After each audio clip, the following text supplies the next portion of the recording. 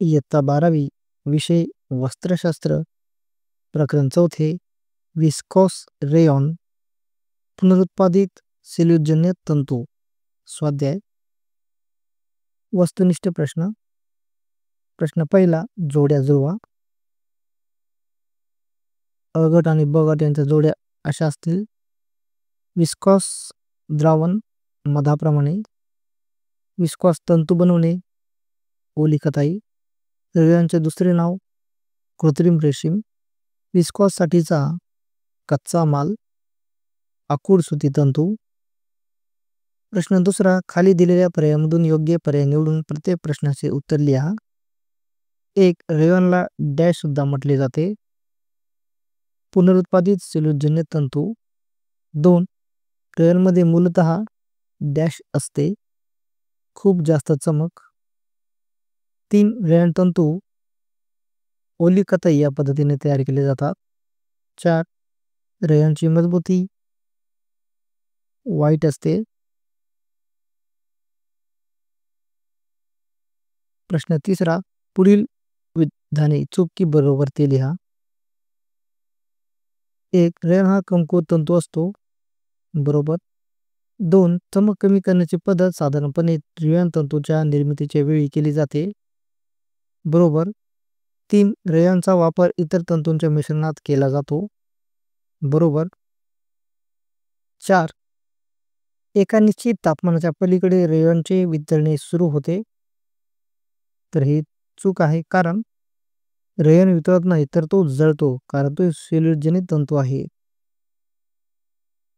5 रेयॉनची आर्द्रता शोषकता कमी असते चूक कारण रेयॉनची आर्द्रता शोषकता सुतीपेक्षाही जास्त असते प्रश्न चौथा नावे द्या 1 विस्कॉस रेयॉनच्या निर्मितीसाठी लागणारा कच्चा माल लाकडाचा लगदा व आकुड सुती तंतूपासून मिळणारे सेल्युलोज 2 विस्कॉस रेयॉनसाठीची कताई पद्धत उत्तर ओली कताई पद्धत 3 रेयॉन तंतूच्या निर्मितीसाठी लागणारे साधन स्पिन रेट लघुत्तरी प्रश्न पहिला खालील संज्ञांच्या व्याख्या लिहा 1 स्पिन रेट उत्तर स्पिन रेट हे एक स्टीलचे बनवलेले विशिष्ट साधन आहे ज्यामध्ये अनेक सूक्ष्म छिद्रे असतात यामधून द्रावण दाब देऊन प्रवाहित केल्यावर ते तलम तंतूच्या रूपात बाहेर येते हे तंतू नंतर वस्त्रात रूपांतरित केले जातात 2 पुनरुत्पादित सेल्युलोजन्य तंतू असे तंतू जे सेल्युलोजपासून तयार केले जातात आणि रासायनिक प्रक्रियेतून पुन्हा नव्याने निर्मिले जातात त्यांना पुनरुत्पादित सेल्युलोजन्य तंतू म्हणतात उदाहरणार्थ रेयॉन 3 ओली कताई अशी कताई पद्धत ज्यामध्ये जाडसर द्रावण स्पिन रेटमधून पाण्याच्या टाकीत सोडले जाते आणि तेथे ते घनरूप होऊन तंतूमध्ये रूपांतरित होते त्या प्रक्रियेला ओली कताई म्हणतात प्रश्न दुसरा कारणे द्या 1 रेयॉन तंतू कोपराजवळ आणि गुडघ्याजवळ कमजोर होतो बरोबर कोपराजवळ आणि गुडघ्याजवळ सतत हालचाल वाकणे व ताणतणा होतो या भागांवर कपड्याचा अधिक घर्षण व दाब पडतो रेयॉन तंतू मुळातच कमकुवत असतात आणि त्यांची लवचिकता कमी असल्यामुळे या भागांवर ते लवकर झिजतात फाटतात किंवा कमजोर होतात 2 रेयॉनचा उपयोग क्रीडा पोशाख तयार करण्यासाठी होतो उत्तर क्रीडा पोशाखांमध्ये आर्द्रता शोषून घेणाऱ्या मऊ आणि आरामदायक कपड्यांची गरज असते रेयॉन हा तंतू शरीराचा घाम सहजपणे शोषतो त्यामुळे खेळताना शरीर थंड राहते तसेच तो त्वचेला मुलायम वाटतो त्यामुळे तीव्र हालचालींमध्ये सुद्धा अडथळा येत नाही त्यामुळे रेयॉन क्रीडा पोशाखासाठी उपयुक्त असतो 3 रेयॉन ग्रीष्मकालीन पोशाखांसाठी चांगले समजले जातात उत्तर ग्रीष्मकाळात शरीर घामाने ओले होते रेयॉन हा तंतू आर्द्रता सहज शोषतो आणि त्यात उष्णता वाहकता जास्त असल्यामुळे शरीरातील उष्णता बाहेर पसरते त्यामुळे रेयॉनचे कपडे उन्हाळ्यात घातल्यास ते थंडावा देतात घाम नाहीसा करतात आणि आरामदायक वाटतात म्हणून ते ग्रीष्मकालीन पोशाखांसाठी योग्य मानले जातात. 4. विस्कोस तंतू तयार करण्यासाठी ओली कताई ही पद्धत वापरली जाते. उत्तर. विस्कोस रेयॉन तयार करताना सिल्लोज द्रावण तयार केले जाते, ज्याला विस्कोस द्रावण म्हणतात. हे द्रावण स्पिंडरेटमधून आम्लयुक्त पाण्यात सोडले जाते, जिथे ते घनरूप होऊन तंतूमध्ये रूपांतरित होते. कारण हे द्रव पाण्यात टाकल्यावरच तंतू बनवता येतात, म्हणून या प्रक्रियेला ओली कताई असे म्हटले जाते.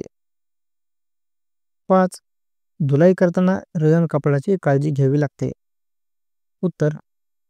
रेयॉन तंतू सामान्य अवस्थेतही कमकुवत असतात आणि जेव्हा ते ओले होतात तेव्हा त्यांची मजबूती 50% पर्यंत कमी होते.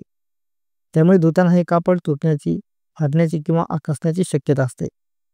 त्यामुळे रेयॉन कपडे हाताने सौम्यपणे धुणे, गरम पाणी किंवा कठोर साबण टाळणे आवश्यक असते. प्रश्न 4. थोडक्यात उत्तरे लिहा. 1. विस्कोस रेयॉनचे उपयोग. उत्तर. विस्कोस रेयॉन हा मऊ, चमकदार, स्वस्त व आर्द्रता शोषक तंतू आहे. त्यामुळे त्याचा वापर विविध उपयोगांसाठी केला जातो. पोशाखांसाठी रेयॉनपासून दैनंदिन वापरातील साड्या, शर्ट, टॉप्स, अंतर्वस्त्रे, समारंभिक वस्त्रे व क्रीडा पोशाख तयार केले जातात, कारण ते मऊ व आरामदायक असतात. गृहोपयोगी वस्तूंसाठी पडदे, सोफ्याचे कापड, टॉवेल्स, टेबल क्लॉथ, बेडशीट्स, फरशी पुसण्याचे कपडे इत्यादी बनवले जातात, कारण ते स्वस्त आणि टिकाऊ असतात.